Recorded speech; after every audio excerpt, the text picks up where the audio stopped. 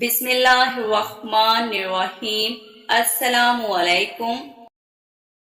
مہلائل بن کنان۔ پھر کنان کے بعد مہلائل بن کنان کھڑا ہوا اور وہ اپنی قوم میں اطاعت الہی کرنے اور اپنے باپ کی وصیت کی اتباع کے لیے کھڑا ہوا، اور 65 سال کی عمر میں اس کے ہاں یرد پیدا ہوا۔ اور جب مہلائل کی موت کا وقت قریب آیا تو اس نے اپنے بیٹے یرد کو وصی مقرر کیا اور اسے حضرت آدم کے متعلق حکم دیا۔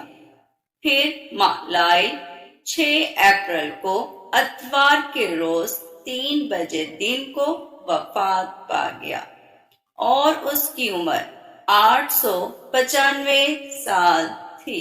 ہم یہ امید کرتے ہیں کہ آپ کو ہماری آج کی ویڈیو ضرور پسند آئی ہوگی۔ اگر آپ کو ہماری آج کی یہ ویڈیو پسند آئی ہے، سب سے پہلے اس کو لائک کریں، اپنی رائے کا اظہار کمنٹ سیکشن میں لازمی کریں۔